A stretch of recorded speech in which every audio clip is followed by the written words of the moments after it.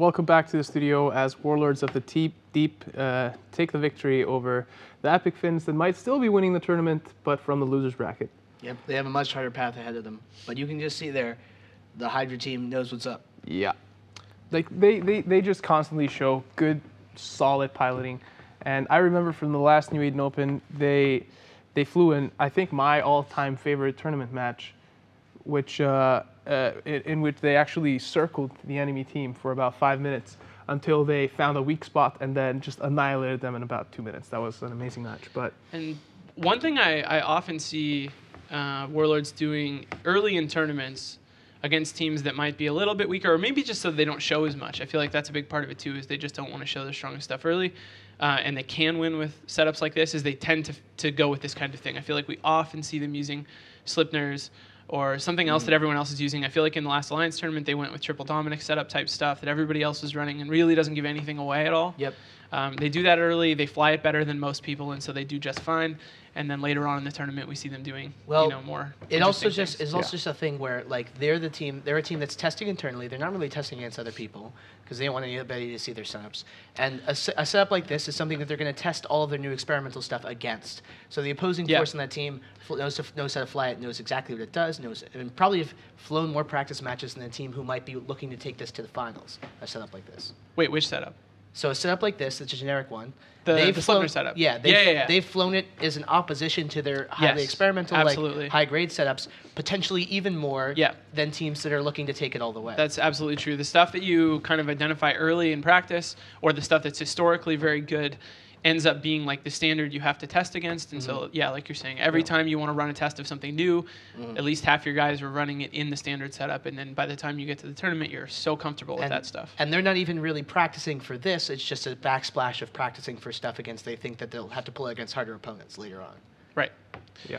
So, just showing that they're really good once again. Speaking of practice, maybe now, we Yes. talk a bit about how this all works, Go ahead. what's going on. Explain what this tournament is. Okay. Enlighten us. All right. I mean, I probably won't remember anything, but basically, many moons ago, EVE players created a tournament. Originally, I don't actually know what the very first original format was, but when I started watching the tournaments, which was around AT2 or AT3, something like that, it was just 5-on-5, and it was fixed which ship types you bring. So back then, it was like you bring one frigate, one cruiser, one battlecruiser, one whatever. And over the years, it's evolved. The thing we switched to around AT5 or AT6 was this system of points. So you're limited to how many total pilots you can bring. In this case, it's 8. And then we give each team a point total from which they can choose ships. And the ship classes have points associated with them. So in this case, cruisers cost 6 points. Yeah. You fill up your total points. In this tournament, it's 70, or up to that amount. And then you have an even fight, which is happening on Tranquility. So it's actual assets that both teams have to supply with their actual characters as pilots.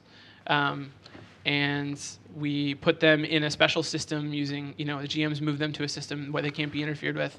And then this fight happens inside an arena that's 125 kilometers wide. So rude. And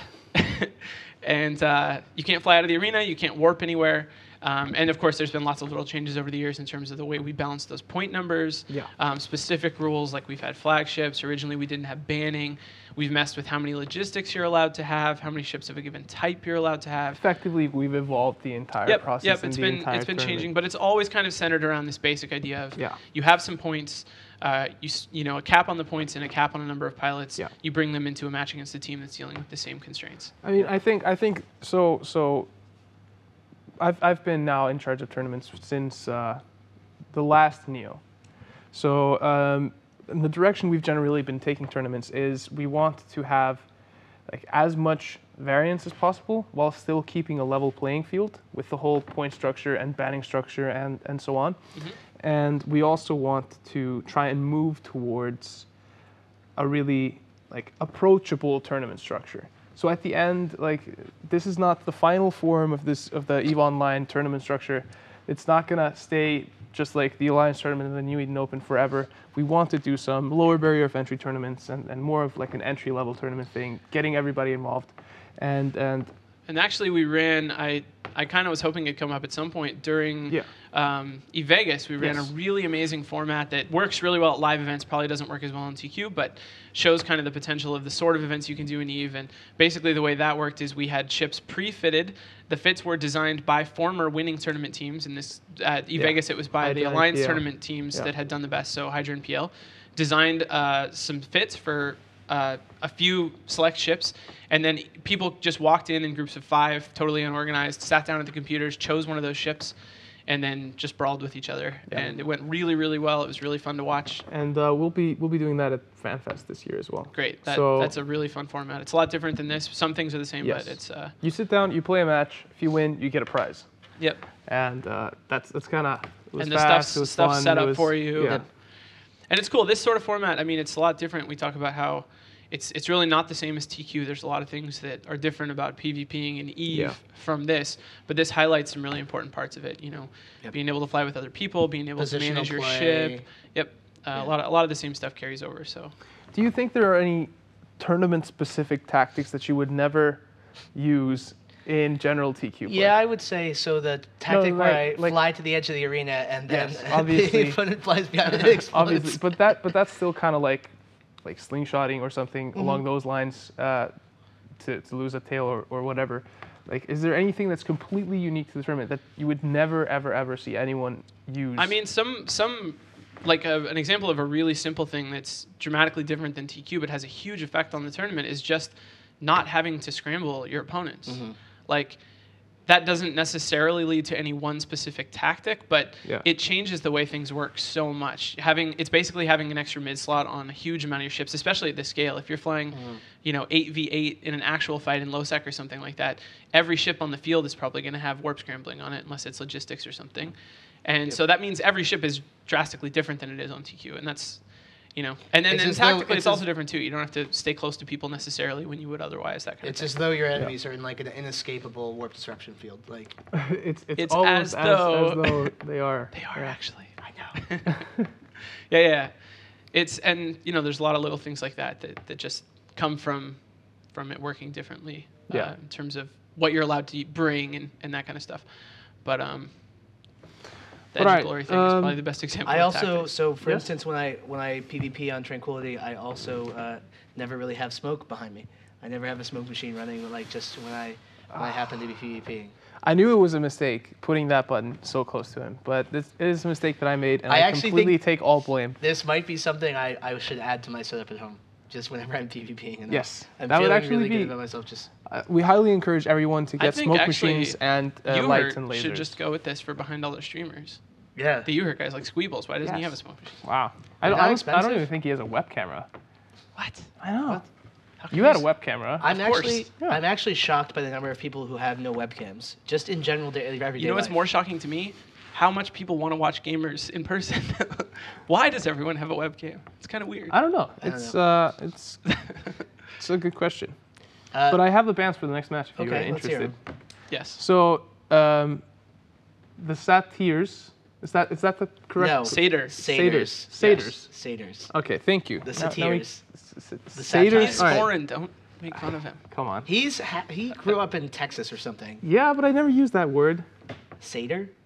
Sorry. Didn't you play D&D or something? I moved back home when I was like Jewish 2. friends? So, all right. The Satyrs of Razor versus Smoking is Bad.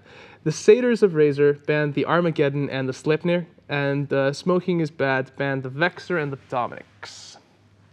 Okay. All right. So Smoking is Bad is just like drones are powerful. We don't want to fight them. I guess. Okay. I just like to point out Smoking is Bad is clearly wrong. Unless you're on a tournament set. You know what is bad? It's bad otherwise. But. Smoking. Okay, we don't need anyone smoking. It's actually getting pretty smoky. What were the bands for the Satyr team? It was Armageddon and something? It was, let me find it here. It was Armageddon and Sleipnir. Okay. Yeah, it's just, so you don't want to deal with the newt pressure of the Armageddon. Yeah. It's kind of interesting, though. I would usually think the Armageddon ban would be for if you wanted to bring, I know, we're completely in trouble over here. Yeah, we're going to need CCP Fozzie to come here and come over to CCP Fozzie and help us out. But things are falling apart. If you're bringing like blasters or something like that, the Armageddon's really bad news. But I would think if you're bringing blasters or something, Sleipnir's is not, and you would want to actually fight that. Yeah. So it's kind of strange. Like I feel like there's like, I don't know, like you would want to fight one of those kinds of setups, and so it's strange to ban both. But I don't know. They may have just found it. Well, I always feel like the Armageddon is the battleship. Like it's the battleship you don't want. If you're going to bring battleships in and you don't want to get your support wing to completely destroyed by Slipners, like that might be a mode where you want it. Could be. Because Slipner will just, like, if you bring in like 2 or 3 core battleships, your support wing's going to get torn up by some Slipners and then just singled out, and they'll drop your battleships by themselves, or they'll just get neutered out and not be able to do anything. Yeah, could be. I always feel like yeah. Oh, never mind. Nothing. I was just wondering if the cameras are picking up the fact that like we are in fact engulfed in smoke right now. Jeez, you guys break my train of thought so often. I'm sorry. That's my That's job. okay. That's all right. I know. I keep you fresh on the ball. I really wish we could see the setups coming in, but unfortunately, CCP Fozzie has left his computer locked, and we don't know the password to it, so Yeah. we're gonna have to work on that in just a little bit. It's fine. But I actually like the fact that we have smoking is bad coming up, and I just want to add as much smoke as possible. Ooh, some spooky ghost hands. are Spooky about ghost to- hands. Oh, okay. No Never air mind. horns. No air horns, unfortunately. But So so- okay. Nick. so actually, Favorite match of the day. favorite match of the day. 8-cast Yeah, versus obviously.